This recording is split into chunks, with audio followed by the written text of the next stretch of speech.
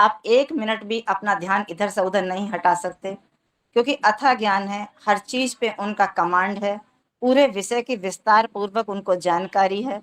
कल जब प्राण पढ़ा रही थीं, तो पंच प्राण हमारे दीदी ने पढ़ाए थे, व्यान, उदान, प्राण, समान और अपान। और इसके ऊपर मैं हमेशा सत्र लेती रही हूँ, हर उसमें सहयोग शिक्षण प्रशिक्षण में, कि कौन से एक्सरसाइज से, कौन से आसन से, कौन से प्राणायाम से इन प्राण शक्तियों को हम बढ़ाते हैं। तो बहुत ही सुंदर लगा, मैंने कल दीदी का सुना, और आज हमारा मार्गदर्शन करेंगी, वो अष्ट चक्र पर करेंगी। हमारे शरीर में 8 चक्र हैं और हर चक्र हमें एक नई ऊर्जा देता है। दीदी पढ़ाएंगी, आप सब अपना नोटबुक तैयार रखें और पूरे ध्यान पूर्वक सुने। आप सुनेंगे, आपको अच्छा लगेगा, और जितनी जानकारी हमें अपने शरीर के बारे में होती है, उतना ही हम योग अभ्यास और प्राणायाम अच्छे तरीके से कर पाते हैं। तो मैं अनुरोध करूंगी अपने सभी साधकों से कि अपनी कॉपी पेंसिल लेकर बैठें, और ये ज्ञान आपको वास्तव में जिंदगी में दोबारा कहीं पढ़ सकते हैं, लेकिन जो सत्य की तरह, एक उदाहरण की तरह जो यहाँ बौद्धिक सत्र लिए जाते हैं, उन्हें सुनने से हम 10 बार पढ़ के भी उतना ज्ञान अर्जित नहीं कर पाते, जितना मात्र एक बार यहाँ सुनने से कर पाते हैं। और मैं अब आदरणीय दीदी जी को ये मंच सौंपती हूँ कि आप हमारा मार्गदर्शन करें, और हृदय से आपका बार बार आभार, बहुत अधिक धन्यवाद आपको कि आप हमारे हर सत्र को स्वीकार करती हैं और हमें मार्गदर्शन करती हैं। ओम दीदी।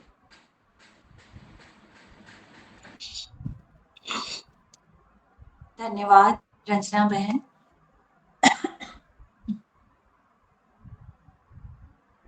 सर्वप्रथम निराकार ईश्वर के इस व्यक्त स्वरूप को, जो चारों ओर प्रकृति के रूप में हमें दिखाई देता है और जीवों में एक अलौकिक अद्भुत प्रतिभाओं के रूप में दृष्टिगोचर होता है, उसे प्रणाम करते हुए, उसके सम्मुख श्रद्धानुगत होते हुए, आज के इस ऑनलाइन सहयोग शिक्षक प्रशिक्षण शिविर में जो हम सबकी आदरणीय राज्य प्रभारी श्रीदेवी दीदी जी के सफल निर्देशन में विगत कई वर्षों से निर्विघ्न सतत चला आ रहा है। पतंजलि योगपीठ के तत्वावधान के अंतर्गत जिस तरह से भारत के प्रत्येक प्रांत में और उत्तर प्रदेश में पूर्वी भाग और पश्चिमी भाग दोनों की तरफ से सफलतापूर्वक संचालित होता हुआ प्रशिक्षण शिविर, जितने भी इसमें महत्वपूर्ण प्रतिभाएं इस कार्य के प्रति समर्पित होते हुए अपना सहयोग प्रदान कर रहे हैं, उन सभी प्रभारी गण, प्रतिभा संपन्न हमारी बहनें, हमारे भाई लोग, सभी को ये सिर्फ कहने की बात नहीं है, मैं स्वयं भी कई बार आश्चर्यचकित होती हूँ कि इसमें कोई संदेह नहीं कि सत्य का अनुकरण करके और लोक कल्याण के उद्देश्य से जो कार्य किया जाता है, वो कैसे निर्विघ्न रूप से अविरल आगे बढ़ता चला जाता है।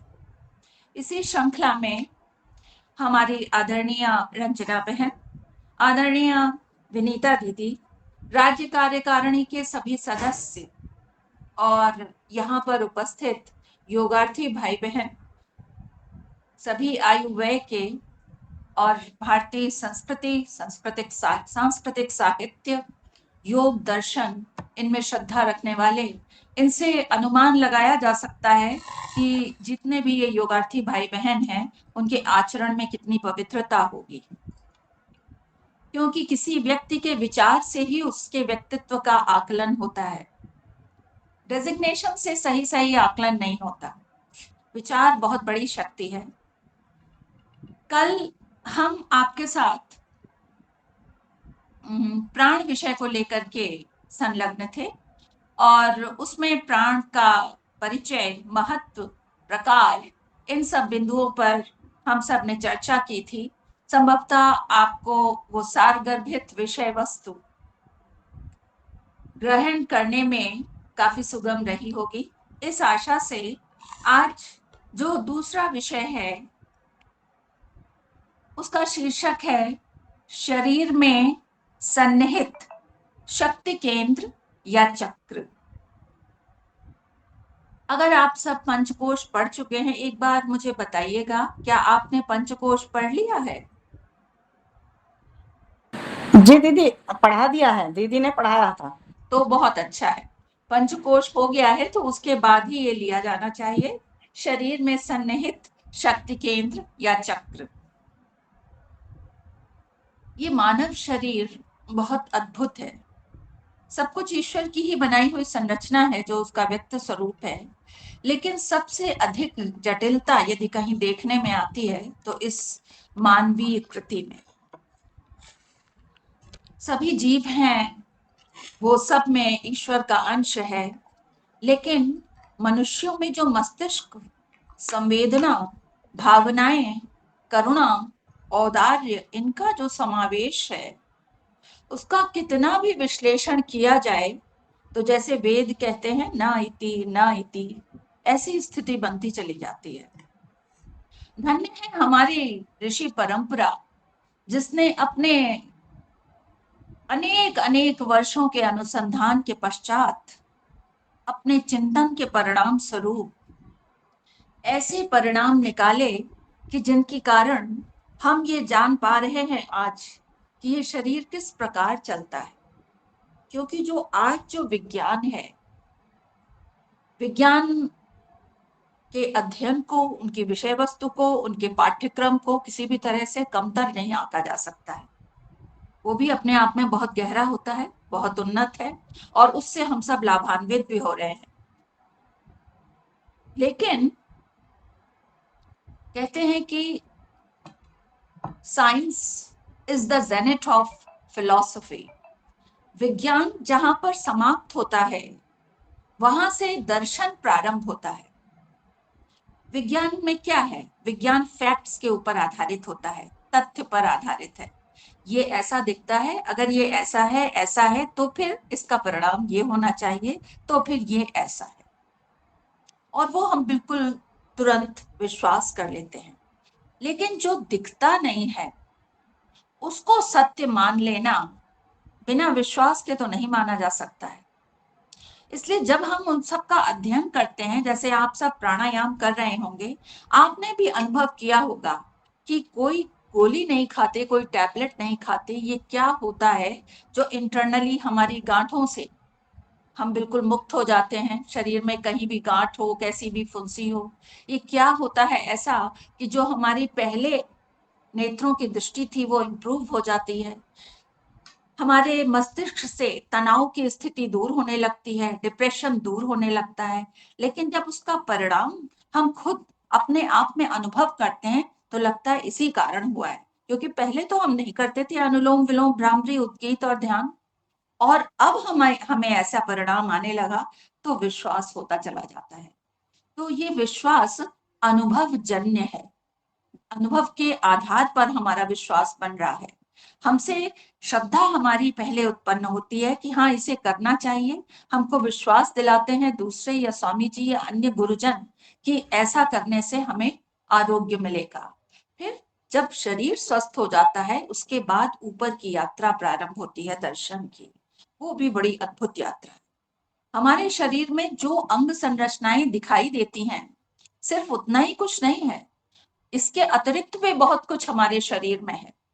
अंग संरचनाएं तो शरीर की जो बायोलॉजिकल एक्टिविटीज हैं उनको सफलता पूर्वक उनका क्रियान्वयन होने के लिए वो आवश्यकता है उनकी, वो ठीक है। लेकिन इसके अतिरिक्त आप सबने कहीं ना कहीं, जब आप योग से नहीं जुड़े होंगे तो आपने एक कुंडलिनी शक्ति नाम सुना होगा कि उसने अपनी कुंडलिनी जागृत कर लेते हैं। बड़े बड़े ऋषि मुनि होते हैं हिमालय पर कंदराओं में जाकर के गुफाओं में, और ऐसा तपस्या करते हैं वो कि उनकी कुंडलिनी जागृत हो जाती है। तो ये बहुत योग की पराकाष्ठा है। निर्बीज समाधि के बाद की स्थिति होती है जब ऐसी स्थिति आ जाती है साधक के अंदर, और उनके तप को, उनकी तपश्चर्या को नमन है, प्रणाम करते हैं कि कितना वो अविरल अखंड इतना पुरुषार्थ करते हैं कि उसके बाद उनकी ये स्थिति हो जाती है।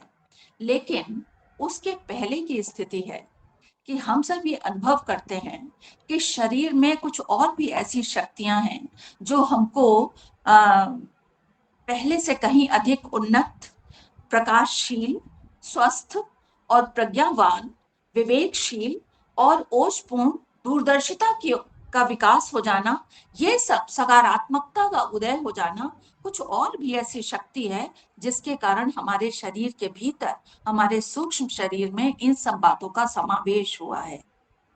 और उसके लिए हमारे ऋषि लोग लिखते हैं कि मनुष्य के शरीर में विभिन्न प्रकार की अद्भुत शक्तियां सन्निहित हैं। विभिन्न प्रकार की अद्भुत, अद्भुत का मतलब होता है अलौकिक, जो अकल्पनीय है, जिसको हम कल्पना नहीं कर सकते। स्वामी जी कहते हैं कि कोई मनुष्य अपने शरीर से जितना कुछ, जितनी एफिशिएंसी वो उससे अचीव करता है, उसको यूटिलाइज करता है, वो मात्र 5% है।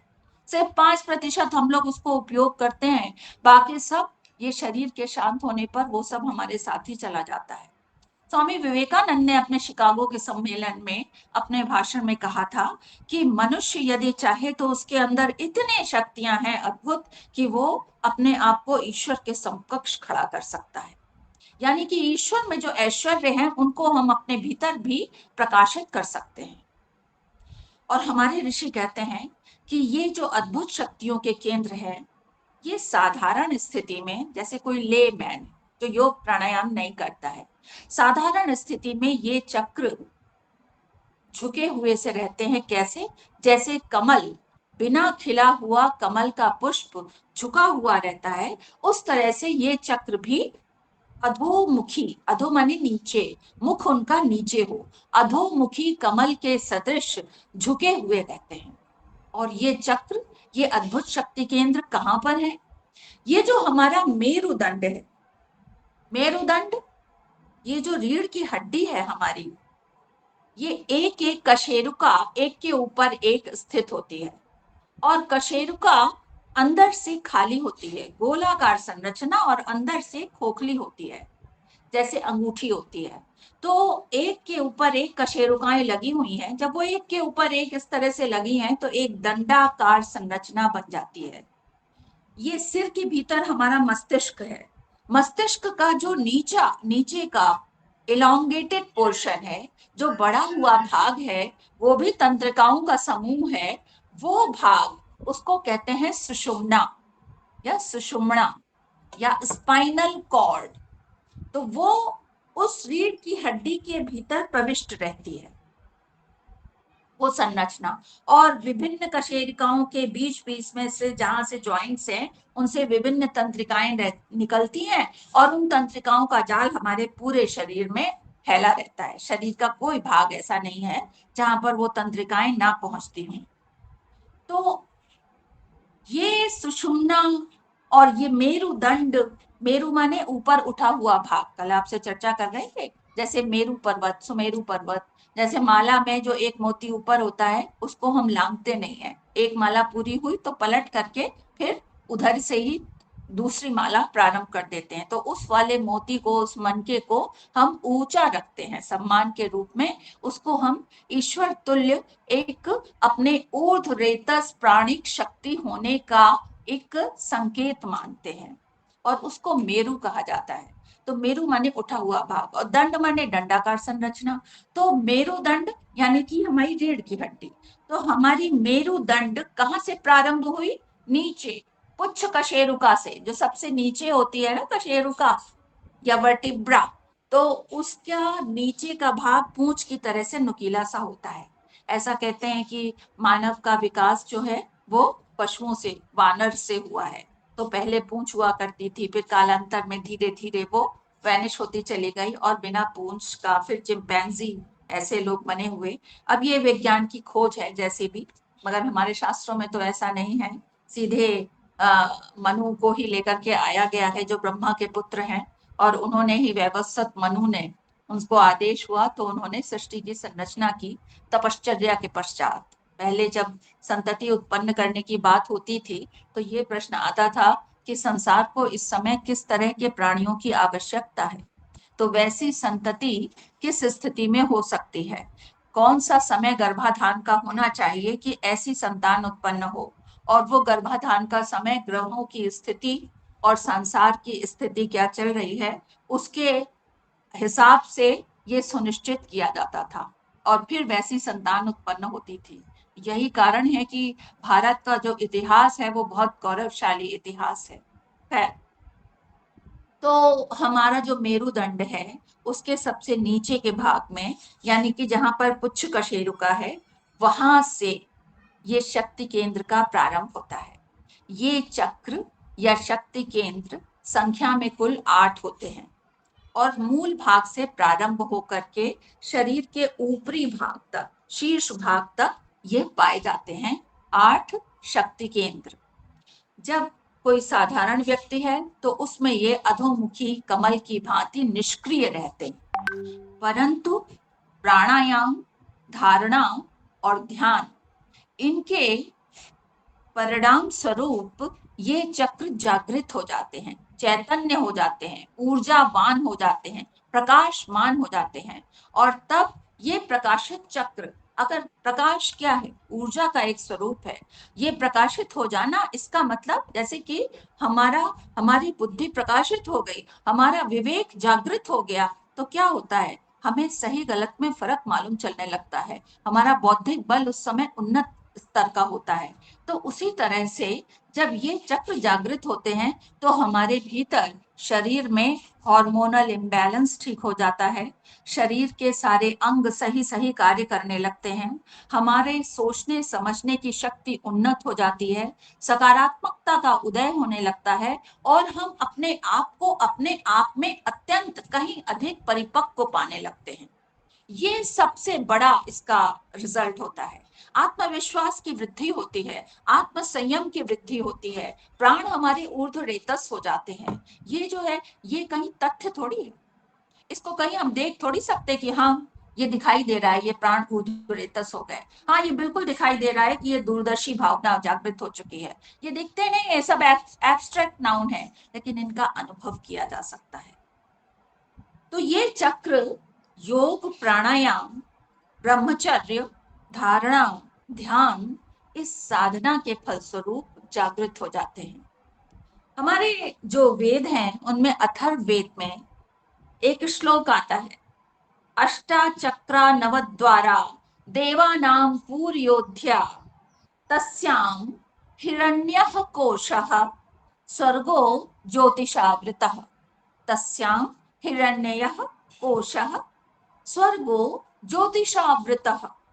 अर्थात हमारे शरीर में 8 चक्र हैं और 9 द्वार हैं। 9 द्वार कौन से हैं? 2 आंखें हैं, 2 नासिका छिद्र, 2 कान, मुख, इस तरह से गुदा, उपस्थ, ये सब मिला करके कुल 9 द्वार हैं। तो ये जो, और शरीर को क्या कहा गया है? अयोध्या। अगर आंतरिक रूप से देखा जाए तो शरीर के भीतर शांति नहीं है, क्रियाओं के फलस्वरूप शांत स्थिति आती है। सारे अंगों में क्रिया चल रही है तो द्वंद्व छिड़ा हुआ होता है, मस्तिष्क में विचारों का द्वंद्व छिड़ा हुआ होता है, लेकिन उन सब का परिणाम क्या होता है? कोई युद्ध नहीं, कोई संशय नहीं, कोई इशू नहीं, वो स्थिति आ जाती है। इसलिए उस परिणाम को देखते हुए ऋषियों ने इस शरीर को अयोध्या नगरी से इसकी तुलना की है। ये जो हमारी मनुष्य की अयोध्या रूपी नगरी है, हम लोगों को स्त्री कहा जाता है, जो पुरुष है उनको पुरुष कहा जाता है, लेकिन स्त्रियों को भी पुरुष कहा जा सकता है। क्यों? क्योंकि जो पुर है, पुर का अर्थ है नगर या स्थान, जिसमें ये आत्मा अवस्थित है, रहती है। तो स्त्रियों के भीतर भी इसी प्रकार से है, इसीलिए इस पुर के कारण ही पुरुषार्थ शब्द बना है। इस शरीर के द्वारा पुरुषार्थ, श्रम करना, कुछ सकारात्मक पुरुषार्थ करना। तो ये जो देवानाम पुर योद्धा, तो ये जो देवों की नगरी अयोध्या है, इसमें 8 चक्र हैं और 9 द्वार हैं।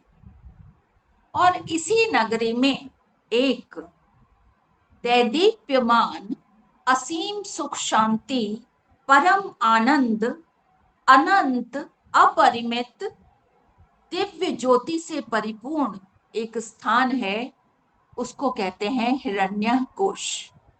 वो इसी देवों की नगरी अयोध्या में है।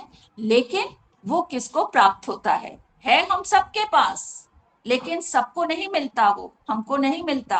क्यों नहीं मिलता, किसे मिलता है फिर? जैसे कि हिरण हिरण के पास वो कस्तूरी है और वो इधर उधर दौड़ता फिरता है, किसी सुगंध कहाँ से आ रही है, उसकी नाभि में कस्तूरी होती है, ऐसी कहावत है। तो उसी तरह से हिरण्यमय कोश हमारे हृदयाकाश में स्थित है। लेकिन हम नहीं जानते, कब जानते हैं? जब हम ब्रह्मचर्य पालन, योग, धारणा, ध्यान, इन रास्तों से, इन चरणों से होकर के हम निकलते हैं, तब वो हमारा कोश जागृत हो जाता है। आपने पढ़े थे 5 कोश, अन्नमय कोश, प्राणमय कोश, मनोमय कोश, विज्ञानमय कोश, और उसके बाद आनंदमय कोश या हृदयाकाश या कारण शरीर या लिंग शरीर, वही हिरण्य कोश, जिसका संबंध शरीर के आंतरिक जगत से अधिक और बाह्य जगत से कम होता है। परंतु जो भी कुछ निर्णय लिया जाता है इस हृदयाकाश से, तमाम नाड़ियां पूरे शरीर में फैली रहती हैं। जब भी कुछ निर्णय लिया जाता है, कार्य करने की क्षमता है, हमारा जो विश्लेषण है, जो बौद्धिक बल है, वो यहीं से हिरण्य कोश अगर जागृत हो जाता है, तो हमारे निर्णय उन्नत स्तर के होते हैं, लोक कल्याण के होते हैं, किसका अहित नहीं होता, स्वार्थ परायणता नहीं होती, दूसरों का हित करने का विवेक जागृत हो जाता है। कब? जब हिरण्य कोश जागृत होता है। तो संबंध तो उसका आंतरिक जगत से है, लेकिन वो व्यवहार करता है बाह्य जगत में, और उसके परिणाम स्वरूप तो ऐसा योग करके ऐसा सब मनुष्यों को बनना है। और फिर कैसा एक समाज और एक कैसा राष्ट्र का निर्माण होगा, जहां सब परिपक्व होंगे, आत्मसंतोष से परिपूर्ण होंगे, आत्मविश्वास से परिपूर्ण होंगे, उनके अंदर वैराग्य जैसा ऐश्वर्य होगा, स्वार्थ परायणता नहीं होगी। इसलिए स्वामी जी कहते हैं कि प्रत्येक व्यक्ति को योग करना चाहिए। इसलिए नहीं कि सिर्फ स्वस्थ हो जाना है, स्वस्थ हो जाना तो बहुत छोटी सी बात है, बल्कि हिरण्य कोश जागृत हो जाएगा, इसलिए सबको योग करना है।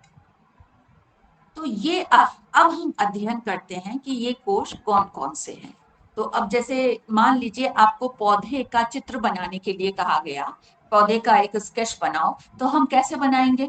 जहां से जमीन से ऊपर का हिस्सा दिख रहा है बस वो बनाएंगे? नहीं, हम उसकी जड़ भी बनाएंगे, नीचे जड़ भी बनाई जाती है। तो यानी कि जो भूमिगत भाग है और जो वायवीय भाग है, वो पूरा स्केचिंग की जाती है, और फिर हमारे वो प्लांट की संरचना बनती है। तो सबसे नीचे जो जड़ वाली भूमिगत भाग होता है पौधे का, वो मूल कहलाता है, यानी जड़, वहां से पौधा प्रारंभ होता है। तो यानी मूल क्या हो गया? ओरिजिन, शुरू का। तो चक्र कहाँ से प्रारंभ होते हैं? मूल भाग से। किसके मूल भाग से प्रारंभ होते हैं? मेरुदंड के मूल भाग से। और उस मूल भाग में जो पहला चक्र, प्रथम चक्र आता है, वो है मूलाधार चक्र, मूल प्लस आधार, मूलाधार चक्र। और इसका स्थान कहाँ होता है? जो हमारी गुदा भाग है उससे 2 अंगुल ऊपर, गुदा जहां पर आप बंध लगाते हैं, गुदा में बाय प्राणायाम के समय 3 बंध लगाए जाते हैं, तो जहां आप बंध लगाते हैं उससे 2 अंगुल ऊपर वो मूलाधार चक्र है। और ये मूलाधार चक्र, ये समझ लीजिए कि जब साधक किसी ध्यानोपयोगी आसन में बैठ करके और अपने मूलाधार चक्र पर ध्यान करते हुए फिर प्राणायाम करता है, मतलब अपने आप को एकाग्रचित्त करते हुए मूलाधार चक्र में, और फिर जब वो प्राणायाम करता है तो वो ओजस्वी बनता है, तेजस्वी बनता है, उसके भीतर कर्म कौशल आदि गुणों का विकास होता है। और ये मूलाधार चक्र इतना महत्वपूर्ण चक्र है, शरीर में कहीं भी दर्द उत्पन्न होता है यदि, तो उसका आधार कारण मूलाधार चक्र से होता है। इसलिए अपने मूलाधार चक्र को दृढ़ बनाना, उसको उन्नत बनाना, शक्तिशाली या उसको प्रकाशमय करना, उसको प्रकाशवान या चैतन्य करना, जागृत करना परम आवश्यक है। और वो होगा कैसे? योग प्राणायाम से। तो जो योग प्राणायाम करते हैं उनका मूलाधार चक्र जागृत हो जाता है। जब उनका मूलाधार चक्र प्रकृष्ट है तो फिर उनको दर्द की वैसी संभावनाएं कम हो जाती हैं जो एक साधारण व्यक्ति को होती है। कोई भी दर्द है, सिर में दर्द है, शरीर में दर्द है, कहीं भी आप ये अनुभव भी करते होंगे कि इस तरह का कुछ अनुभव होता है कि मूलाधार चक्र से ही सारे दर्द उत्पन्न होते हैं।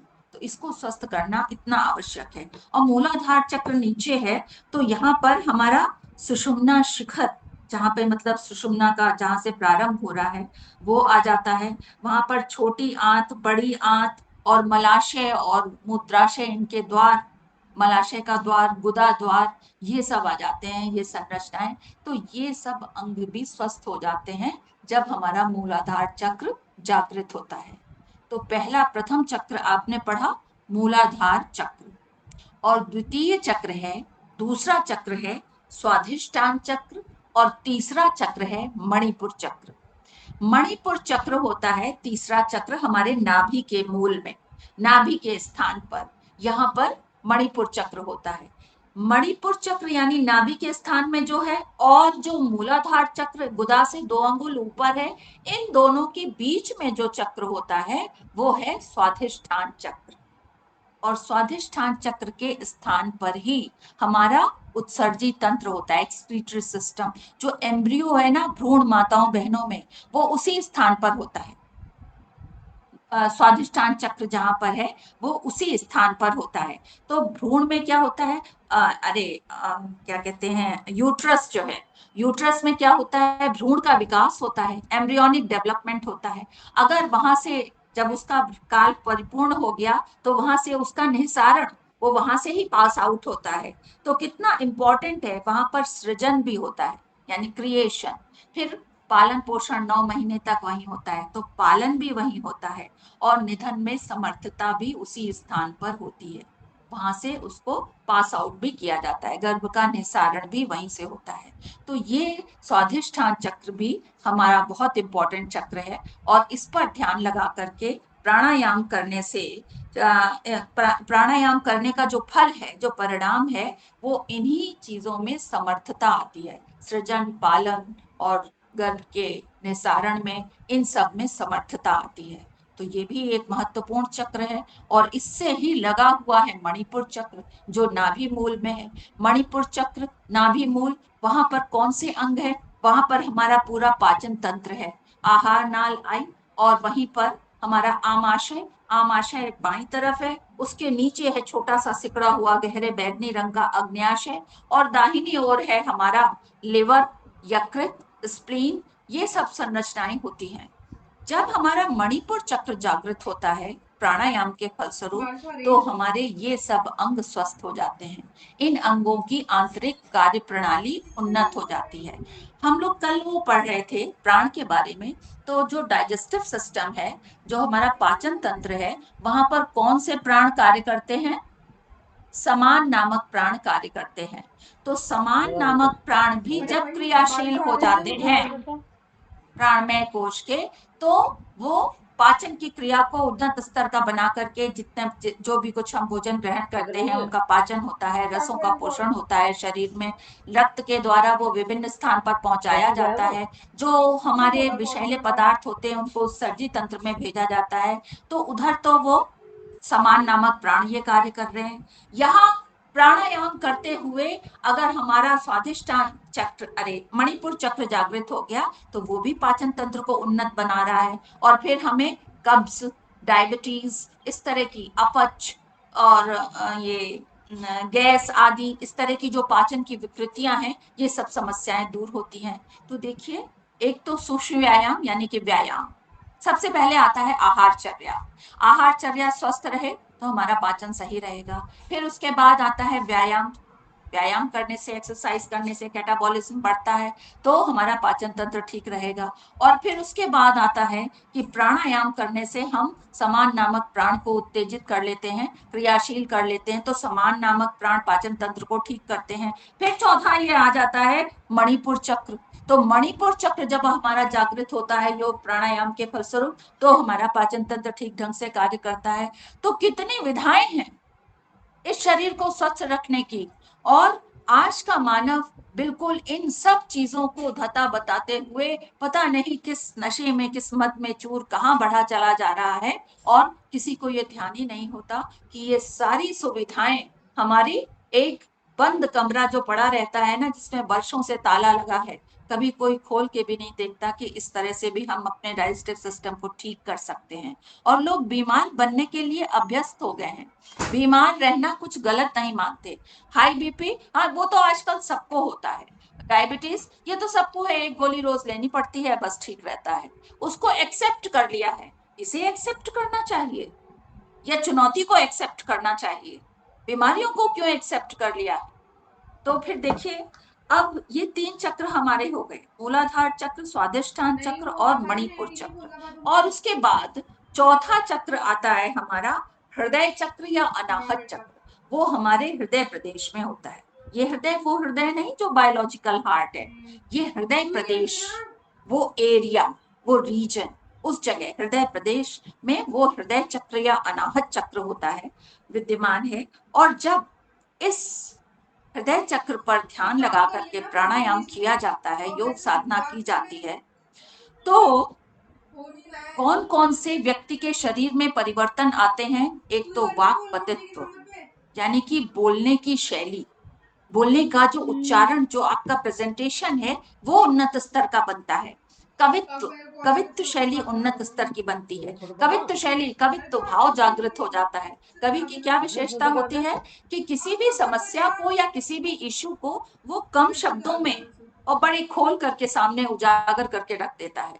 उसको वो मन का मनोरंजन भी होता है, और एक सत्यता का, सत्यता से हम रूबरू भी होते हैं कि हाँ ऐसा है, ऐसा समाज में ऐसा हो रहा है, ऐसा हो रहा है।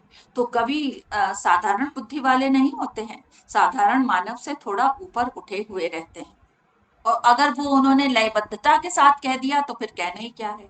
फिर उसमें अगर हिंदी की व्याकरण भी आ गई, कि जैसे बाबा तुलसीदास जी ने लिखा है, उनको दोहा, छंद, वो सोष्ठा क्या होता है, सोरठा, ये सब का ज्ञान है, कितनी मात्राएं होनी चाहिए, कितना क्या, और फिर भी उन्होंने विषय वस्तु को सामने ला करके रख दिया है। छंद किसे कहते हैं, और वो भी सार गर्भित भाषा, जो सबके लिए अनुकरणीय है, उस भाषा में, साथ में संस्कृत के श्लोक से वंदना भी की गई है। तो ऐसे ऐसे ऐसे लोग केवल भारत की धरती पर ही पैदा होते हैं, विदेशों में नहीं। जहां भोग की संस्कृति है, वहां कल्पना भी नहीं की जा सकती कि ऐसा व्यक्तित्व आए। भारत की संस्कृति तो त्याग और तप की संस्कृति है। ऐसे व्यक्तित्व हमारे यहाँ ही पैदा हो सकते हैं।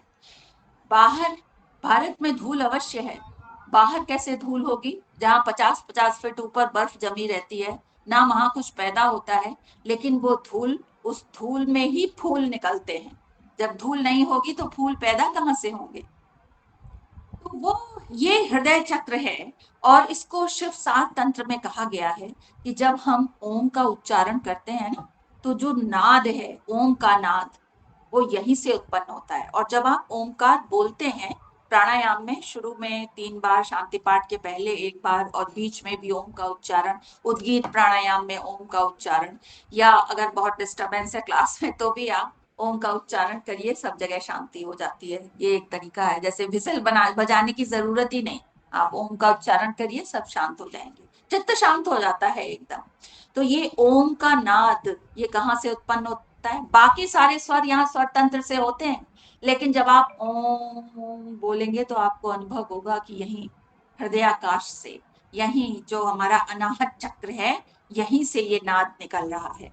और क्या विशेषता है इसकी कि इस चक्र पर ध्यान करके, ध्यान लगाकर जब प्राणायाम किया जाता है, तो हमारे हमारी मांसपेशियां सुदृढ़ होती हैं, हमारे अस्थियों के जोड़ सुदृढ़ होते हैं।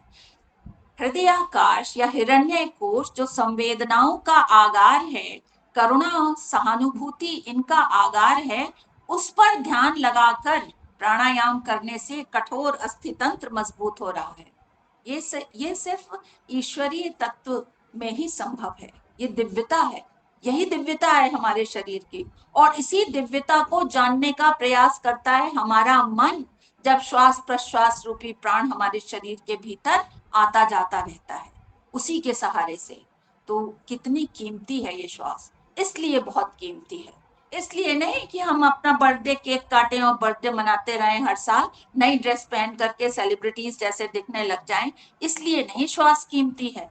इस दिव्यता को हम तभी जान पाएंगे जब हम श्वास प्रश्वास की गहराइयों में उतरते हुए, स्वयं को कंसंट्रेट करते हुए, और अपने कहाँ पर ध्यान लगा करके हमको प्राणायाम करना है, फिर जब हम इसको गंभीरता से लेते हुए योग प्राणायाम करेंगे, तब इस शरीर की दिव्यता का अनुभव स्वतः होता है। जिस कहते नहीं है, महात्मा बुद्ध चले गए थे और फिर उनको जो है ज्ञान हो गया।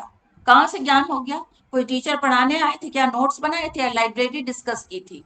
अपने आप वो ज्ञान की परत एक एक करके फूल की पंखुड़ी की तरह खुलती चली जाती है और आभास होता जाता है। बहुत सी चीजों को ज्ञान हो जाता है। जैसे आप भी अपने अंदर अनुभव करते होंगे कि अगर पाकशास्त्र में आप कुछ बनाते हैं, तो पहले जिस तरह से बनाते थे, अब आपको लगता होगा कि ये तो चटपट ऐसे ज्यादा स्वादिष्ट बन जाता है। तो वो आपकी, ये है इनसाइट। वही इंसाइट डेवलप हो जाती है, होती चली जाती है, जब हम योग प्राणायाम करते हैं और इन चक्रों को जागृत करते हैं। और जो व्यास ऋषि हैं, व्यास ऋषि ने भी ये कहा है कि जो स्त्रियां हैं और जो श्रद्धावान पुरुष हैं, उनको इसी हृदय चक्र में ध्यान लगा करके योग और प्राणायाम करना चाहिए। वैसे तो ज्यादातर स्त्रियां संवेदनशील होती हैं, लेकिन एक्सेप्शन सभी जगह होते हैं। बहुत से पुरुष भी ऐसे होते हैं जो संवेदनशील होते हैं, श्रद्धावान होते हैं। तो यहाँ पर अपने हृदय काश में, और जब आप अनुलोम विलोम करें तो आप याद करिएगा, जब कल आप सवेरे करें, ध्यान आप पाएंगे कि आपका ध्यान ऑटोमेटिकली वहीं लगा हुआ है अपने आप। जब अनुलोम विलोम करते हैं, फिर हमने इस बात को सोचा, तो वहां पर स्वतः, और जब कपालभाति करेंगे तो आपका ध्यान वहां नहीं होगा। और जब आप अनुलोम विलोम करेंगे तो आप अपना विश्लेषण करिए, आत्मचिंतन करिए, अपने अनुभव को अंदर उतर के जरा जानने का प्रयास कीजिए, तो आपको लगेगा कि वही हृदय में ध्यान लगा हुआ है, इस हृदयाकाश में, इस क्षेत्र में, अनाहत चक्र में।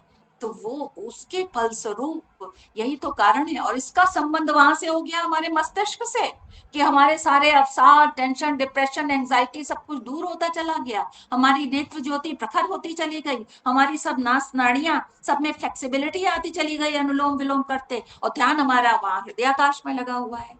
यही आश्चर्य है, यही अद्भुतता है जो ईश्वर की, जिसको कि हम फिर वेद कहते हैं, नेति नेति, और हमें भी यही कहना पड़ता है। ये है कैसे, और जान भी नहीं पाएंगे। जो एक बात आती है ना, ऐसी किंवदंती सी, कि ब्रह्मा जी अंदर कमल की नाल में घुस करके गए और फिर भी उन्हें कुछ समझ में नहीं आया। वो कोई कमल की नाल नहीं है, वो यही कुंडलिनी है, और इसके अंदर जाओ तो कुछ समझ में भी नहीं आएगा। ये अद्भुत शरीर पूरा हो जाएगा, लाखों जन्म हम ले लेंगे, फिर भी समझ में नहीं आएगा कि ये होता कैसे है। फिर उसके बाद पांचवा चक्र आता है विशुद्धि चक्र। विशुद्धि चक्र हमारे कंठ में, जो ये कुआं गड्ढा सा बना हुआ है, यहाँ पर कंठकूप कहते हैं इसे, यहाँ पर होता है विशुद्धि चक्र। और इस चक्र पर ध्यान करने से और इसके जागृत होने से व्यक्ति कैसा बनता है? कवि, यानी कि महाज्ञानी, बहुत इंटेलिजेंट, जीनियस। देखिए, जो बहुत ज्ञानी हो जाते हैं वो कम बोलते हैं, हमारी तरह नहीं जैसे हम बहुत बोलते रहते हैं। जितना ज्यादा कोई ज्ञानी होता है, वो उतना ही विनम्रता उसके अंदर आती जाती है ना। कि फल से लदा हुआ वृक्ष है तो झुका हुआ रहेगा, वो उतने शांत रहते हैं, चुप रहते हैं। और लेकिन होते महाज्ञानी, क्योंकि वो सामान्य लोगों से ऊपर है। तो ये उनकी विशेषता होती है, ये विनम्रता है, उनका बड़प्पन है। ये बड़प्पन होता है महाज्ञानियों का। और निरोग हो जाते हैं जब विशुद्धि चक्र पर ध्यान लगाकर प्राणायाम करते हैं। निरोग, कोई रोग नहीं होता, क्योंकि ये तो कफ का सेंटर है ना, ये रोगों का सेंटर है ये कंठकूप। सब कफ, यहाँ कान, आंख, नाक, मुंह और पूरी छाती, सीना जकड़ जाता है कफ से। कभी डॉक्टर कहते हैं फेफड़े में पानी भर गया, कभी कहते हैं फेफड़े श्रिंक हो गए, कभी कहते हैं 45% काम कर रहे हैं या 15% काम कर रहे हैं, बाकी सारे डैमेज हो गए हैं। जो कह देते हैं वो सब स्वीकार करना पड़ता है, लेकिन कुछ नहीं, कोई चिंता नहीं करनी है। वहां डायग्नोस करिए और यहाँ प्राणायाम करिए, आपके फिर से फेफड़े नए बन जाएंगे। जैसे कि रीजेनरेशन कि जो डीजेनरेट हो जाती हैं सेल्स, वो रीजेनरेट हो जाती, पुनरुद्भवन की क्षमता होती है। फिर से हमारा लिवर, हमारा फेफड़े हमारे उन्नत स्तर के बन जाते हैं। शोकहीन हो जाता है वो व्यक्ति और दीर्घजीवी होता है। दीर्घजीवी, लंबी आयु होना कोई बुरी बात नहीं है, बहुत अच्छी बात है। अगर लंबी आयु ना हो तो बहुत से जीवन के अनुभव से हम वंचित रह जाएंगे, और वो अनुभव इसी मानवीय शरीर में हो सकते हैं। कुत्ता, घोड़ा, बकरी ये सब बनेंगे तो ये अनुभव नहीं होंगे, क्योंकि उसमें चार पैर वाले जो जितने भी जीव हैं, तो वो तो बस अपने क्षुधा पिपासा के लिए ही प्रयास करते हैं, पुरुषार्थ करते हैं, और तो कुछ नहीं कर सकते हैं। ये जो हमारी चिंतन शक्ति है वो तो मनुष्य के रूप में ही है ना, और इसी से हम अनुभव कर सकते हैं।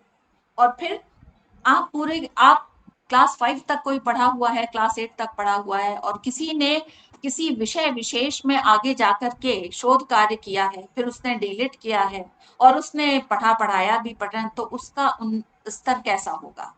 उसको ज्यादा उसका ज्ञान होगा।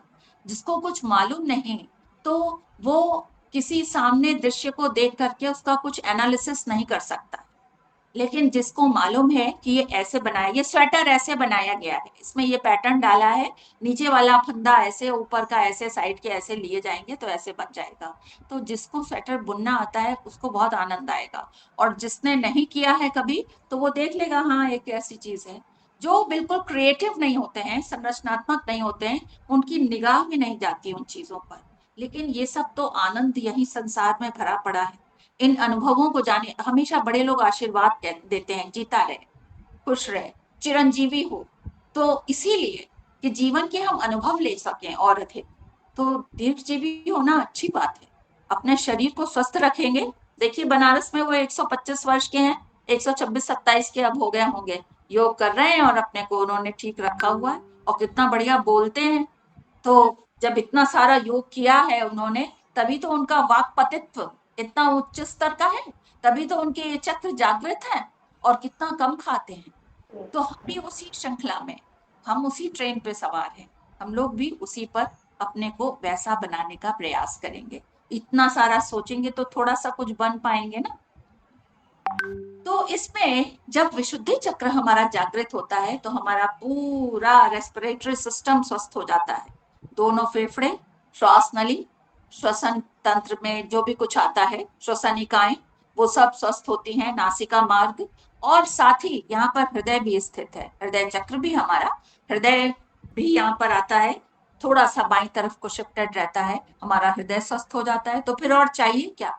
जो प्राण नामक प्राण का कार्य है वो विशुद्धि चक्र के जागृत होने से हो रहा है। तो फिर अगर विशुद्धि चक्र जागृत होने से हम महाज्ञानी और कवि बन रहे हैं, शोकहीन निरोगी बन रहे हैं, तो फिर प्राण के जागृत होने से भी तो यही गुण होंगे हमारे अंदर।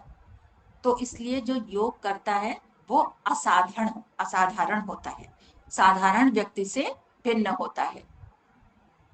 फिर उसके बाद आता है आज्ञा चक्र। ये बहुत इंटरेस्टिंग है। जो छठा आज्ञा चक्र है, ये हमारे दोनों भ्रुवों के मध्य, भ्रुवों से ही आईब्रोज बना होगा, ब्रो, BROW, है ना, इस संस्कृत भाषा से ही तो सब निकले। तो दोनों भ्रुवों के मध्य जो भ्रुकुटी है, उसके भीतर ये आज्ञा चक्र होता है। अब देखिए पीछे जाते हैं मूलाधार चक्र में। मूलाधार चक्र में हमारे मेरुदंड से जो मूलाधार चक्र प्रारंभ हुआ, पहला चक्र मूलाधार है, वहां पर 3 विशेष प्रकार की नाड़ियां हैं। केंद्र में मध्य भाग में है सुषुम्ना नाड़ी, उसके वाम कोण से यानी लेफ्ट हैंड साइड से इड़ा नाड़ी, और दक्षिण भाग पिंगला नाड़ी। ये तीनों नाड़ियां ऊपर की ओर गति करती हैं, ऊर्ध्व गति करती हैं, और वहां से प्रारंभ होती हैं। कितनी है नाड़ियां? 3 नाड़ियां। नाड़ी है। नाड़ी की कोई संरचना नहीं है, स्ट्रक्चर नहीं है, ये मात्र ऊर्जा का प्रवाह है। तो तीनों ऊर्जाएं कहाँ से प्रवाहित होना प्रारंभ कर रही हैं? मूलाधार चक्र से। तो तीन है ऊर्जाएं, जैसे कि गंगा यमुना सरस्वती इलाहाबाद में, प्रयागराज में, तो उनको वहां पर तीनों मिली होती हैं, तो उसको त्रिवेणी कहा जाता है। त्रिवेणी, वेणी माने चोटी, त्रिवेणी, तीन नदियां हैं। तो उसी तरह से ये तीन नाड़ियां जो हैं वहां से प्रारंभ होती हैं, तो उसको त्रिवेणी कहते हैं, कहा गया। और क्या वहां से प्रारंभ हुई तो उसको कहते हैं मुक्त त्रिवेणी। तो मूलाधार चक्र पर ये है मुक्त त्रिवेणी। और ये ऊपर चली हमारे मेरुदंड के साथ साथ, और यहाँ आकर के दोनों भ्रुवों के मध्य इन्होंने एक जाल सा बना लिया। यहाँ पर आकर इनकी यात्रा समाप्त हुई। यहाँ पर एक जाल सा बना लिया जिसको कहते हैं वाइटल प्लेक्सस। वाइटल माने जीवित, जीवनी शक्ति। एक वाइटल प्लेक्सस बनाया, प्लेक्सस यानी जाल जैसी संरचना। तो यहाँ पर ये कहलाता है त्रिवेणी। आज्ञा चक्र में इसको कहते हैं त्रिवेणी। जहां से प्रारंभ हुआ वहां कहते हैं मुक्त त्रिवेणी। और ये सब आपने सुना होगा, अनुलोम विलोम आप प्राणायाम करते हैं, कि हमारी नासिका में दो स्वर क्यों हैं।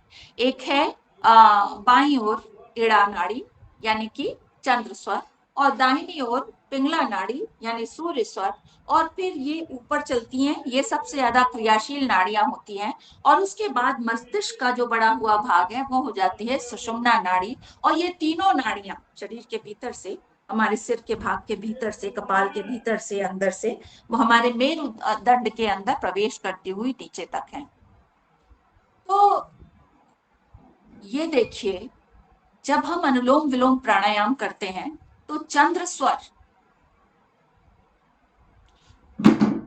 इसमें जब हम इससे श्वास अंदर लेते हैं, प्राणवायु अंदर जाती है चंद्र स्वर से, तो जो चंद्रमा के गुण हैं वो हमारे भीतर उनका प्रादुर्भाव होता है।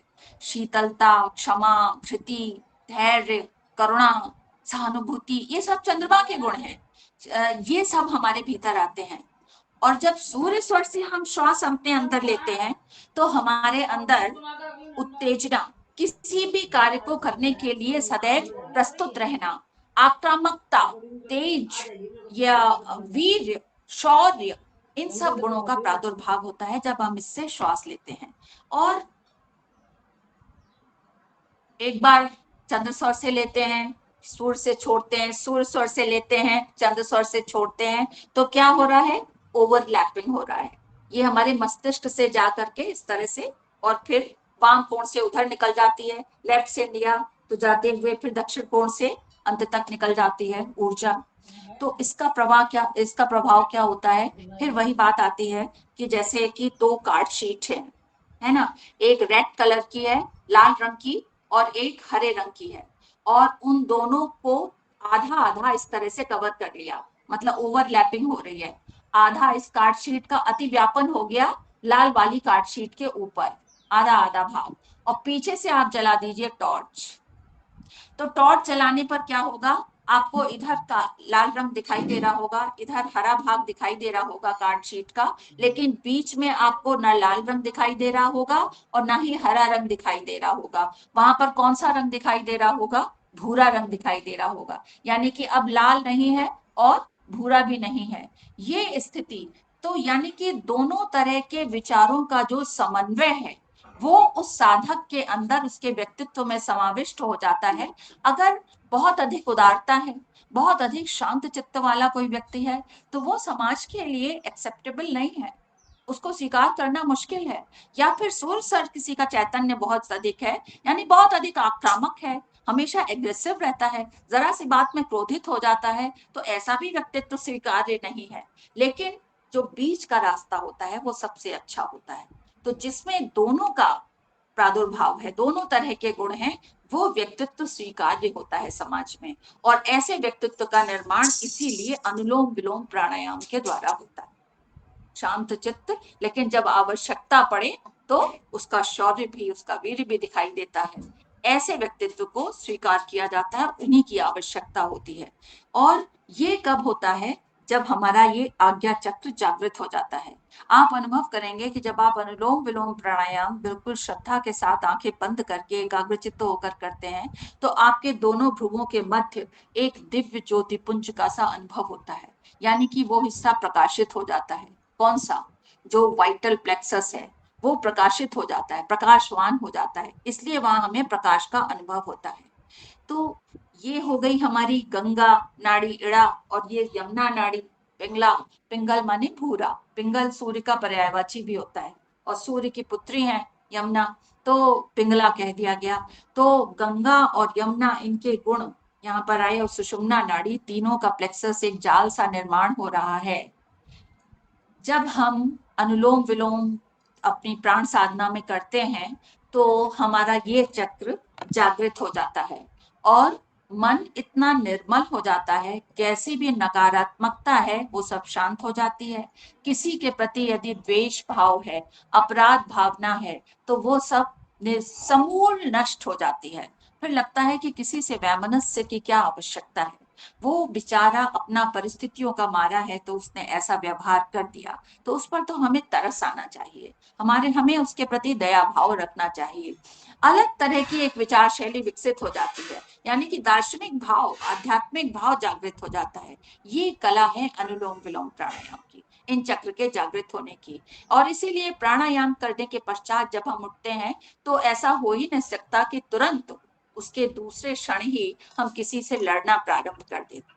अब देखिए, जो वहाँ प्रयागराज में त्रिवेणी है, लोग कहते हैं कि भाई पाप किए हैं तो वहां गंगा जी में डुबकी लगाएंगे तो पाप सब धुल जाएंगे।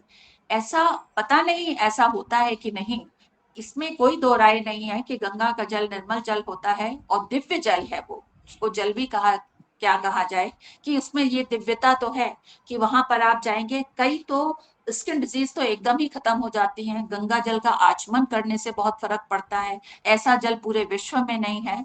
लेकिन सोचने की बात यह आती है कि कोई व्यक्ति बहुत अपराध करता है, क्राइम करता है, क्रिमिनल है, और जाके वो गंगा जी में नहा ले या त्रिवेणी में, इस प्रयाग में, इस संगम में स्नान कर ले, तो क्या उसके पाप नष्ट हो जाएंगे? नहीं। हमने अपने पूरे जीवन में जो शुभ कर्म किए हैं उसका हमें फल अगले किसी जन्म में अवश्य मिलेगा। तो जो हमने बुरे कर्म किए हैं उसका फल भी कहीं नहीं जाएगा, वो संचित रहेगा, उन बुरे कर्मों का फल भी अगले किसी जन्म में अवश्य मिलेगा। तो वो नष्ट नहीं होते हैं, लेकिन हमारी विचारशीलता, हमारा थॉट प्रोसेस वो चेंज हो जाता है जब हम त्रिवेणी में डुबकी लगाते हैं, गंगा का आचमन करते हैं, उसमें अंतर आ जाता है। और उसी जगह अगर हम अनुलोम विलोम कर रहे हैं नित्य निरंतर समय विधि को देखते हुए उसके अनुरूप, तो इस त्रिवेणी में, आज्ञा चक्र की त्रिवेणी में जब हम स्नान करते हैं भक्ति भाव के साथ, ओम का ध्यान करते हुए, गायत्री साधना करते हुए, तो निश्चित रूप से 200% हमारी विचारशीलता बदल जाती है, और बिल्कुल एक संकल्प ले लेता है साधक कि नहीं, अब तक तो जो गलत हुआ सो हुआ, लेकिन अब आगे हमें ऐसा नहीं करना है, ये निश्चित हो जाता है। तो ये विशेषता है हमारे प्राणायाम की शैली की। और अब देखिए आप कि उदान नामक प्राण भी यही कार्य करते हैं। उदान प्राण में ये सब हमारे सेंस ऑर्गन्स आ जाते हैं, इनको वो प्रकाशशील कर देते हैं। सेंस ऑर्गन्स में हमारा जो मास्टर ग्लैंड है वो है मस्तिष्क, और उसी में है पिट्यूटरी ग्लैंड और पिनियल ग्लैंड, ये जागृत हो जाती है। स्ट्रेस फ्री हार्मोन सिक्रीट होने लगते हैं, हैप्पीनेस हार्मोन सिक्रीट होने लगते हैं। तो उधर तो उदान नामक प्राण, और इधर हमारा आज्ञा चक्र चैतन्य हो गया, फिर अनुलोम विलोम प्राणायाम सतत चल ही रहा है। तो फिर क्या बात है, कैसा शरीर बनेगा? तो हम दिव्यता का आवाहन करते हैं अपने शरीर में प्राणायाम के माध्यम से। ये विशेषता है प्राणायाम की। और फिर इस आज्ञा चक्र के बाद जो सातवां चक्र आता है वो है मनस चक्र। मनस चक्र बिल्कुल जैसा नाम से लग रहा है, बिल्कुल ठीक, बहुत सरल है कि वो हमारे मन, हमारा मन, मन यही कहते हैं ना, मन नहीं मान रहा है, तो मन की स्थिति यहाँ बताई गई है। उसकी कोई स्थूल संरचना तो होती नहीं है, यहाँ बताई गई है। बिंदी जो अब लगाती हैं महिलाएं, वो स्थान सही नहीं है। पहले बिंदी लगाने का स्थान होता था कि बिल्कुल माथे के मध्य भाग में, यहाँ पर, ये मनस चक्र, तो उस मनस चक्र को जागृत करने के लिए ही बिंदी लगाई जाती थी। मनस चक्र अब तो स्टिकर है, जो बिंदी है, तो उससे वो लाभ थोड़ी मिलेगा। जो सिंदूर से, रोली से, हल्दी से, चंदन से जो यहाँ पर बिंदी लगाई जाती थी, उसका वो फर्क पड़ता था। साधक लोग अभी भी यही माथे के मध्य में मनस चक्र को जागृत करने के लिए, चैतन्य करने के लिए, ये हमारा मनस चक्र, हमारा जो मस्तिष्क है ना, कटोरे नुमा संरचना, उसका जो नीचे झुका हुआ भाग है, वहां पर होता है हाइपोथैलेमस। और हाइपोथैलेमस क्या होता है? ये हमारे शरीर का एक स्मार्ट कंट्रोल कोऑर्डिनेटिंग सेंटर होता है।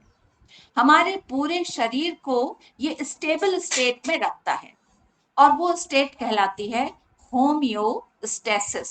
HOMOEOSTASIS, होम्योस्टेसिस हमारे शरीर को स्वस्थ और संतुलित रखता है। तो ये इसी हाइपोथैलेमस में ही हमारा मनस चक्र होता है। और मनस चक्र का काम क्या है? मनस चक्र का कार्य यह है कि हृदय के साथ संबंध स्थापित करके, हृदय क्या है? संवेदना, सहानुभूति का आगार है, आनंदमय कोश है वहां पर। तो हृदय चक्र के साथ संबंध स्थापित करके हमारे मन और भावनाओं के अनुरूप हमारे विचारों और संस्कारों को मस्तिष्क में किस तरह के श्रावण की आवश्यकता है, उस पर नियंत्रण करता है। और कुल मिला के ये कहें शॉर्ट में कि हमारे हृदय के साथ में संबंध स्थापित करके मन और भावनाओं के अनुरूप विचारों को की वृद्धि करता है, उनको विकसित करता है। तो हमें वैचारिक रूप से हमारे तनाव को देखते हुए, तनावशील स्थिति को देखते हुए, हमें कितनी शांत चित्त की वृत्ति विकसित होती है जब हमारा मनस चक्र जागृत होता है। तो ये मनस चक्र, इसीलिए चंदन लगाने का ये स्थान है, दोनों भ्रुवों के मध्य नहीं। वहां क्या, वहां तो आज्ञा चक्र है, उसको तो दिव्य ज्योति का केंद्र है, उसे दिव्य रहना चाहिए। मनस चक्र है वो स्थान, तो वहां पर लगाया जाना चाहिए, बिंदी या रोली जो भी है। तो और तिलक वहीं लगाते हैं भाल पर। अभी रक्षाबंधन हुआ है, अपने भाई के टीका किया होगा, तो वहीं मनस चक्र पर तो लगाते हैं, मनस चक्र जागृत हो। ये आज्ञा चक्र, मनस चक्र, और ऊपर की तरफ खींच देते हैं। फिर वहां ऊपर आता है 8वां चक्र है सहस्त्रार चक्र। सहस्त्रार चक्र जैसा कि नाम से विदित हो रहा है, सहस्त्र माने हजारों, इस चक्र से हजारों रश्मियां, किरणें, यानी कि प्रकाश निकलता रहता है। वो प्रकाश दिखता नहीं है, वो दिव्यता है, दिव्य आभा है। ये सहस्त्रार चक्र कहां पर होता है? हमारी जो मुख है, इसका जो ऊपरी तालु है, ऊपर, जहां से हम षटकोण का बोलते हैं, वो है तालु। तो ये तालव्य कहलाता है ये अक्षर। तो शा ऊपर के तालु से ऊपर अंदर मस्तिष्क में जो ब्रह्मरंध्र है, ब्रह्मरंध्र, उसके ऊपर सहस्त्रार चक्र स्थित होता है। हमारे मुंह के तालु के ऊपर भीतर मस्तिष्क में जो ब्रह्मरंध्र है, उसके ऊपर शीर्ष भाग में सहस्त्रार चक्र स्थित होता है। और जब इस चक्र पर प्राण तथा मन का निग्रह करके, यानी उसको एकाग्र करके जब प्राणायाम किया जाता है, तो हमारे जो चित्त की वृत्तियां हैं, उनका निरोध हो जाता है। चित्त की 5 तरह की वृत्तियां हैं: प्रमाण, विपर्य, विकल्प, निद्रा और स्मृति। इनका निरोध हो जाता है और साधक असंप्रज्ञात समाधि की ओर अग्रसर होता चला जाता है। योगाभ्यासी साधक जो हैं, उनका ये मानना है कि जो एक अंगूठे के बराबर हृदय पुरुष की कल्पना की गई है, वो हृदय पुरुष यही ब्रह्मरंध्र है। यहाँ की जो लंबाई चौड़ाई है, वो अंगूठे के बराबर ही होती है। तो इसी को हृदय पुरुष माना गया है। संभवतः यही अंगुष्ठ मात्र आकार वाला ब्रह्मरंध्र ही हृदय पुरुष है। और जब सहस्रार चक्र जागृत हो जाता है प्राणायाम के फलस्वरूप, तो हमारे शरीर का पूरा एंडोक्राइन सिस्टम, अंतःस्रावी ग्रंथियों का तंत्र एकदम संतुलित हो जाता है। अब एंडोक्राइन सिस्टम में जितनी भी ग्लैंड्स हैं, पिट्यूटरी ग्लैंड, पिनियल ग्लैंड, और ये हमारे थायराइड ग्लैंड, फिर आमाशय के नीचे पैंक्रियास, हमारी किडनी के ऊपर एड्रीनल ग्लैंड, तो ये सब ग्रंथियां अपने इनके भीतर से हार्मोन सिक्रीट होता है। हार्मोन सिक्रीट एंडोक्राइन क्यों कहते हैं? ये नलिका विहीन ग्रंथियां हैं, ये डायरेक्ट अपना हार्मोन ब्लड में स्रावित करती हैं, और इनके जो निकले हुए हार्मोन हैं वो शरीर के भीतर होने वाली क्रियाओं को सुनियोजित ढंग से संचालित करते हैं। तो देखिए उधर हमारा हार्मोनल सिस्टम भी हमारे शरीर को स्वस्थ बनाने में लगा हुआ है, एंडोक्राइन सिस्टम। और पूरा एंडोक्राइन सिस्टम जागृत हो जाता है जब सहस्त्रार चक्र जागृत होता है। जब हम प्राणायाम करते हैं ना, तो हमने मूलाधार चक्र पर ध्यान लगा करके करना प्रारंभ किया, सीधे बैठ गए बिल्कुल ध्यानोपयोगी आसन में, और लंबी गहरी श्वास, पहले भस्त्रिका करते हैं तो भस्त्रिका के बाद फिर कपालभाति, और ध्यान हम मूलाधार चक्र पे लगाया। क्या होता है, इन अष्ट चक्र में जैसे एक चक्र प्रकाशित हुआ, मूलाधार चक्र, तुरंत स्वाधिष्ठान, मणिपुर चक्र, हृदय में हमारा अनाहत चक्र, फिर ये विशुद्धि चक्र, आज्ञा चक्र, मनस चक्र, सहस्त्रार चक्र, ये सब ऐसे जागृत हो जाते हैं जैसे दिवाली की झालर आती है बिजली की, तो स्विच ऑन किया और एक एक करके सारे बल्ब तुरंत जल जाते हैं। तो इसी तरह से यही कारण है कि जब हम प्राणायाम करने बैठते हैं तो हमको अनुदेश दिया जाता है कि भस्त्रिका प्राणायाम आप लगभग 5 मिनट तक करिए। 5 मिनट तक करने के पश्चात, वो मिनिमम टाइम है, एक सामान्य स्वस्थ व्यक्ति को 5 मिनट अवश्य करना चाहिए भस्त्रिका प्राणायाम। उस 5 मिनट तक भस्त्रिका करने के परिणाम स्वरूप एक खुद भीतर अनुभव होता है कि हम बिल्कुल हल्के हो गए हैं, अंदर से एक वाइब्रेशन, स्पंदन का अनुभव होता है। तो वो क्यों होता है? क्योंकि सहस्रार चक्र तक हमारे 8 चक्र जागृत हो चुके हैं। दीर्घ श्वास के कारण, लंबी श्वास लेना, लंबी छोड़ना, और छोड़ने के समय डायफ्राम को अंदर करना, अर्थात डायफ्रैग्मेटिक डीप ब्रीथिंग। और डायफ्राम जब हमारा अंदर की ओर जाता है तो उसका संबंध स्टर्नम से और हमारे मस्तिष्क के नीचे भरे हुए मस्तिष्क तंत्र की द्रव सेरिब्रोस्पाइनल फ्लूइड से है। उसमें प्रवाहमान धाराएं जब इक्विलिब्रियम स्टेट में हो जाती हैं, सम्यक प्रवाह होने लगता है, तो हमारे शरीर के सारा एंडोक्राइन सिस्टम सहस्त्रार चक्र जागृत होने से संतुलित हो जाता है। सबसे हार्मोन का सिक्रीशन संतुलित स्थिति में होने लगता है, ना बहुत कम ना बहुत ज्यादा, और तब हमें लगता है सब कुछ बिल्कुल ठीक है, इतना हल्कापन का, इतनी फ्रेश ताजगी अंदर से अनुभव होता है। तो ये प्राणायाम की विशेषता है। हमारा सहस्त्रार चक्र भी जागृत हो जाता है जब हम प्राणायाम करते हैं। और जो नहीं करता है योगाभ्यास, उसको क्या मालूम क्या होता है सहस्त्रार चक्र और एंडोक्राइन सिस्टम का बैलेंस होना।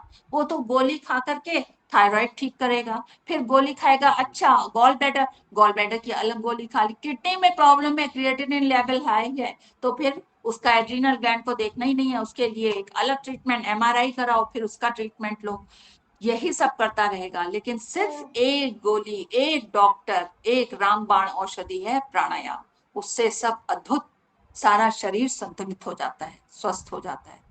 तो ये था पूरा आपका 8 चक्र के बारे में, जो हमारे शरीर में सन्निहित शक्ति केंद्र हैं, यानी हमारे शरीर को शक्ति प्रदान करते हैं, ऊर्जा प्रदान करते हैं।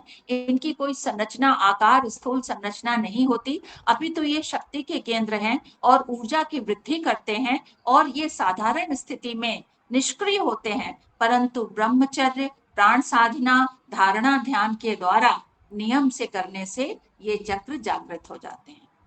और इसीलिए जब हम किसी को प्रणाम करते हैं तो उसकी इस अद्भुत शरीर को प्रणाम करते हैं, जो ये दिव्यता उसके भीतर छिपी हुई है। ऊपर से इस शरीर को थोड़ी करते हैं, जब प्राण निकल गए तो फिर क्या दिव्यता। तो यही मैं अपनी वाणी को विराम देती हूँ, अगर कुछ पूछना चाहे पूछ सकते हैं, समय हो चुका है। ओम दीदी। हाँ जी जी, ओम दीदी ओम। किसी का कोई क्वेश्चन है? हाँ, समय तो हो गया है दीदी, कल काफी नहीं, 8 मिनट आगे कल हो गए भी हैं। प्रश्नों के उत्तर नहीं हुए थे, तो कल मैंने लिख दिया था इसमें अपना क्वेश्चन। जी जी जी, बोलिए बोलिए बोलिए। हाँ, जो 5 प्राण है ना, जी हाँ, उनका नाम की स्पेलिंग अच्छे से पता चल जाए। जैसे इन्होंने उप प्राण की तो स्पेलिंग देखिए, बोली। अब आप मेरी सुन लीजिए, दीदी उपस्थित हैं, मैं सोचूंगी शायद दीदी प्रॉपर बता पाए, लेकिन अगर आप नोट करेंगे तो आप लिख लीजिए व्यान प्राण, जो हमारे हाँ, पूरे शरीर में होता है। हाँ, उसके बाद उदान प्राण, जो हमारे अच्छा, बाकी लोग भी कंठ से नोट कर लें। लेके बाकी हाँ, आवाज आवाज आपकी उसके थोड़ा बाद कट प्राण रही जो है। हमारे जी, जो प्राण हमारे अनाहत चक्र पे होता है, जो अभी दीदी ने चक्र पढ़ाए हैं, तो वहाँ प्राण हमारी नाभि में समान प्राण होता है, जहाँ मणिपुर चक्र है। उसके बाद हमारा अपान प्राण होता है नाभि के नीचे, जहाँ हमारा स्वादिष्ठान चक्र है। आप कल बहुत अच्छे तरीके से पूरा प्राण का पढ़ाया था चैप्टर, अपने नहीं थोड़ा सा ध्यान वो रखें। नहीं, वो तो सब लिखा है। जो जी जी उपप्राण थे ना, उनका फंक्शन तो इन्होंने बोला, जैसे देव है, देवदत्त है, उसका छींक है, नाग का जी जी अलग से जी, पढ़ना है। पांच इसका उप मैंने, प्राण थे। जी जी, हाँ, बहुत सुंदर। कोई बात नहीं, कोई बात नहीं, ये प्राण का नहीं लिखा मैंने कुछ। कोई बात नहीं। उप प्राण पांचों के लिख लिए थे ना। हाँ जी, उनकी स्पेलिंग भी जी ठीक लिख ली थी, ये रह जी गया जी, था। कोई कोई बात नहीं, कोई बात नहीं। और किसी का कोई क्वेश्चन तो नहीं है ना? दीदी का टाइम काफी ले लिया हमने। नहीं, कोई बात नहीं। एक बार मैं बात पूछना चाहूंगी, रंजना जी, आप लेटी हुई हैं शायद, जी आपका स्वास्थ्य ठीक जी नहीं जी है क्या? एक्सीडेंट हुआ और था दीदी, इनका एक्सीडेंट हुआ था बहुत बुरी तरह से। दीदी, अरे मेरे को 20 जुलाई को एक्सीडेंट हुआ था और मैं 27 डेज मेदांता में थी। ओ, अभी 25 को मैं अभी अलीगढ़ लौटी हूँ, तो ऐसे ही लेटी रहती हूँ, तो फिर सिविल से जुड़ने के लिए मन करता है ना, क्योंकि समय सारा ऐसे चला हुआ जाता है। एक्सीडेंट, कहाँ पे चोट कहाँ आई? दीदी, पैर थाइस का में। पूरा घुटने से लेकर थाइस तक का जो फ्लैश है, वो अच्छा, जो ट्रैक्टर का पहिया था ना, वो दीदी पूरा बड़ा कुचल गया ट्रैक्टर था था, उसका। बड़ा ट्रैक्टर तो ट्रॉली जो इस होती है वजह ना, से अभी थोड़ी प्रॉब्लम वो खड़े वो और पूरे पैर में। पैर के ऊपर चढ़ गया था। अच्छा, हाँ, ट्रैक्टर ट्रॉली जो शिविर लगा के आ रही थी सुबह, और दूसरे हाँ, शिविर में जा रही थी सिखाने के लिए, तो ट्रैक्टर ट्रॉली अपनी उस पे थी, एक्टिवा पे, और उधर से जो गिट्टी से भरा हुआ, पता नहीं मिट्टी से भरा हुआ ट्रैक्टर ट्रॉली था, तो उसका जो जी जी, पहिया था बड़ा, वो ऊपर पूरा थाइस को पार करके वो चला गया, बस बच गई, ये समझिए। हाँ। बहुत, हाँ सही में। 20 और जुलाई को आपका सितंबर आ गया है। अच्छा, हाँ जी, हाँ दीदी, ये सही है। वो थोड़ा सा ये तो मेजर आपका मेजर नया प्रॉब्लम थी विद्या ये तो बात। रंजना जी ले योग कराती है ना, प्राणायाम कराती हैं, पूरा सब उदान समाज सब एक एक प्राणायाम को सब कराती हैं, और आप पढ़ाते हो, ये कराती हैं अगले दिन फिर। वो ये हाँ, इनकी याद आ इंदु गई इंदु जी प्लीज अपना माइक म्यूट कर लीजिए। इंदु जी, इंदु जी और शारदा दीदी, थोड़ा सा माइक म्यूट कर लीजिए, क्योंकि आवाज नहीं आएगी आपको। इंदु जी, अपना माइक म्यूट कर लीजिए प्लीज। आप अपने घर में बात कर रहे हो। 1 मिनट, आप माइक। Thank you. तो ऐसा था बस, तो वो उस चक्कर में दीदी अभी बैठने की नहीं है, क्योंकि अभी ना घाव बहुत गहरे हैं, तो बैठने में प्रॉब्लम। हाँ, लेटे लेटे ही प्राणायाम वगैरह सुबह करती रहती हूँ, इसीलिए सत्र में जुड़ जाती हूँ कि थोड़ा समय अच्छे से गुजर जाए। और फिर आपका सत्र हो तो किसी भी पोजीशन में बिना छोड़ा नहीं जाता, जिस दिन आप क्या सत्र में, तो ये पॉसिबल नहीं है कि हम ना जुड़े, क्योंकि बहुत ही मार्गदर्शन होता है। ऐसा लगता बहुत है ही कि अच्छा हमारा पढ़ा हुआ समझाती तो हैं, है, बिल्कुल। लेकिन उसमें बहुत सारी नई चीजें हमें सुनने को मिलती हैं। हर बार बहुत नया बहुत लगता है, धन्यवाद। हर बार नया आप जोड़ते हैं।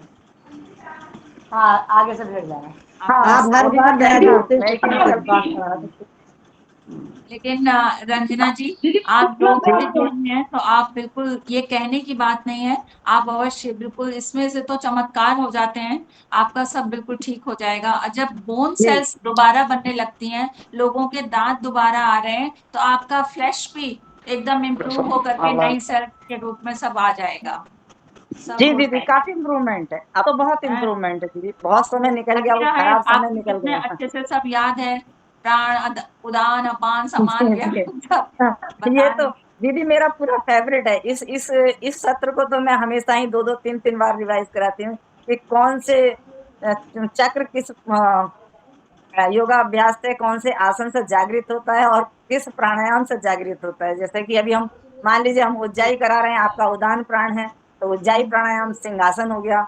तो इस तरीके से हमारा सत्र रहता है, बहुत प्रयास रहता है। मैं मध्य प्रदेश के साथ भी जुड़ी थी, गुजरात के साथ भी इसी सत्र को लेकर कई बार जुड़ी। अच्छा, अच्छा, ये प्राण के ऊपर सत्र बहुत कम लोग कराते हैं, तो ये रहता है। लेकिन दोबारा खड़े होंगे ऐसी कोई बात नहीं, आप सबका प्यार आशीर्वाद है, तो अब तो बहुत अच्छी स्थिति है। बिल्कुल आप बिल्कुल हो जाएगा, जी जी समय बहुत बड़ी आपदा कट गई है, जी अब दीदी, सब अच्छा रहेगा। जी जी जी जी। चलिए दीदी, बहुत सुंदर, आपका बहुत बहुत हृदय से आभार। जो आज आपने अष्ट चक्र के बारे में बताया, और मैं समझ सकती हूँ कि शायद अष्ट चक्र सबको समझ में आ गए होंगे। सबसे पहले हमारे सरसा दीदी ने बताया सहस्रार चक्र, जहाँ से कि हमारा ब्रह्मांड और हमारा, जिसे अमर तत्व भी कहते हैं, जो लोग इसके अभ्यासी होते हैं उनकी जीवा से अमर तत्व टपकता है, वो उसे महसूस करते हैं। कुछ पूछना उसके था बाद दीदी। जी जी बताइए। ये जो शास्त्र सब चक्रों के बारे में जो बताया था, तो इसमें जी कलरों का नाम दिया गया, तो कलर का क्या महत्व होता है? जैसे मूलाधार चक्र में बताया कलर्स का लाल रंग, ये कलर भी बताइए ना, ये चक्र जो बताते हैं। नहीं, ऐसा वो ना बहुत ही गहन विषय है, जिसे अभी हम हमारे जैसे समझने के लिए नहीं है, वो बहुत अधिक योगाचार है। हाँ, इसमें कलर की बात आप हाँ, तो वही जानना चाहते थे कि वो कलर का क्या मतलब होता है। कि मूलाधार चक्र जहाँ हम गणेश जी का स्थान मानते हैं, और गणेश जी सब प्रथम बुद्धि के दाता हैं, और ऐसा माना जाता है कि अभी क्योंकि हम लोग तो ग्रस्त जीवन में हैं, और इतने अधिक दीदी तो फिर भी बहुत ज्ञान रखती हैं, हम लोग तो उतना नहीं है। नहीं, क्या कैसा समझाता है कि जैसे कमल का फूल खिलता है तो उसकी ऊर्जा हमारे मूलाधार से सहस्त्रार तक जाती है, जो अभी दीदी ने बताया ना, हमारे जो बिल्कुल खोखली जो हमारी सुषुम्ना नाड़ी भी समझा है आपको। आप इतना ना जाएं, अभी आपको केवल इतना ही समझ लें कि कहाँ कहाँ चक्र हैं, और जब जिस समय सुबह को योगाभ्यास कराया जाता है और ये कहा जाता है कि आप अपने आज्ञा चक्र पर ध्यान रखिए, जब हम कपालभाति करते हैं तो हम कहते हैं अपने मणिपुर चक्र पर ध्यान रखिए, क्योंकि वो पाचन तंत्र से संबंधित है। अपान प्राण हमारा मल विसर्जन का कार्य करता है, हमारे शरीर की गंदगी को बाहर फेंकने का काम करता है, जहाँ हमारा मूलाधार चक्र है। तो जब हम कहते, दीदी ने कल भी जब सत्र कराया था तो कहा था कि आप अपने मूलाधार चक्र को लगा के रखिए, क्योंकि ऊर्जा का केंद्र वहीं से है। वही चीज आज दीदी ने पूरा समझाया। मूलाधार से स्वादिष्टान चक्र, मणिपुर चक्र, अनाहत चक्र, विशुद्धि चक्र, आज्ञा चक्र, मनस्य चक्र, सहस्रार चक्र, इसी तरीके से हमारी ऊपर तक जाती है। और जब हम ध्यान पूर्वक अपना योगाभ्यास करते हैं, प्राणायाम करते हैं, तो निश्चित रूप से अभी आप जैसे अभी जो लोग अभी नए साधक हैं उन्हें नहीं पता लगेगा, लेकिन लगातार जब हम इस प्राणायाम की तरफ बढ़ते हैं और हमें करते करते 2 4 6 साल हो जाते हैं, तो हम ये सब अनुभव करने लगते हैं, जो शायद व्यक्त करना मुश्किल है, उसको हम केवल अनुभव कर सकते हैं। तो ऐसा है बहुत। ये जो प्राणायाम करते समय हम किसी चक्र पर याद रखते हैं, तो क्या वो सक्रिय हो जाता है वो चक्र? नहीं, इतनी आसान नहीं है इतना आसान नहीं है, लेकिन फिर भी कुछ ऊर्जा का तो अनुभव रहता ही है ना दीदी। वो इतना आसान तो नहीं है हम उस चक्र को जागृत कर पाए, क्योंकि अभी हम उस लेवल तक कहाँ पहुंचते हैं, हम 2 मिनट कहाँ करते हैं। सुबह को जब सत्र आरंभ होता है, और वैसे भी अगर हम अभ्यास करते हैं, हमारा मन हमेशा भटकता है, तो हम 10 मिनट भी अपने मन को एकाग्र नहीं कर पाते। और प्राणायाम एकाग्रता, जैसे अभी पार्क में सब लोग करते रहते हैं, ऐसे करा कि हम अनुलोम विलोम कर रहे हैं, सालों से कर रहे हैं, लाभ नहीं हो रहा, नहीं हो सकता, क्योंकि हम एकाग्रचित हैं ही नहीं, हम उसे अनुभव ही नहीं कर रहे, हमारी सांस कहाँ से आ रही है, कहाँ तक जा रही है। तो जितनी एकाग्रता होगी आपकी, जितना आपका संकल्प होगा, जितना आप स्वयं से जुड़ेंगे, तब इन चीजों को अनुभव करना प्रारंभ करेंगे, लंबे अभ्यास के बाद।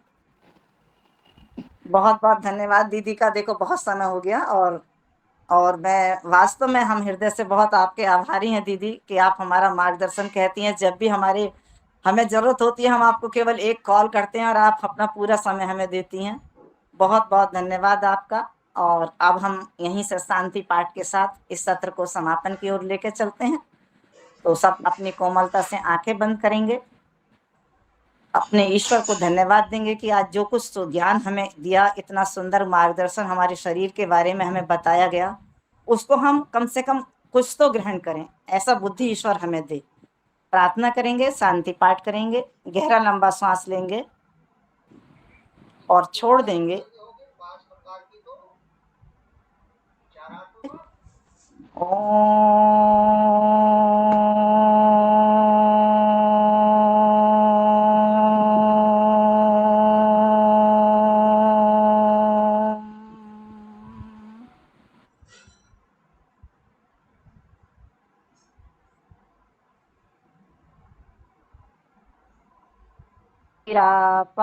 शांति औषधय, शांति वनस्पतय, शांति विश्वे देव, शांति ब्रह्म शांति, सर्वगम शांति, शांतिरेव शांति सामा शांतिरेधि।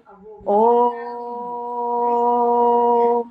शांति शांति शांति। सर्वारिष्टासु शांति भवतु। ओम। सभी को पुनः दीदी महिला पतंजलि योग समिति आपको का आभार व्यक्त करती है कि आपका मार्गदर्शन हमेशा हमें मिलता रहा और आगे भी मिलता रहेगा। आपकी ऊर्जा, आपका स्वास्थ्य ईश्वर की कृपा से हमेशा बना रहे, इतना ही स्वस्थ रहे, ताकि एक ऊर्जावान चेहरे को देख के हमें भी एक नई ऊर्जा मिलती है। इसके लिए आपको पुनः बहुत बहुत धन्यवाद कि आपने हमारा मार्गदर्शन किया, और हम उम्मीद करते हैं कि आपका साथ हमें ऐसा ही मिलता रहेगा।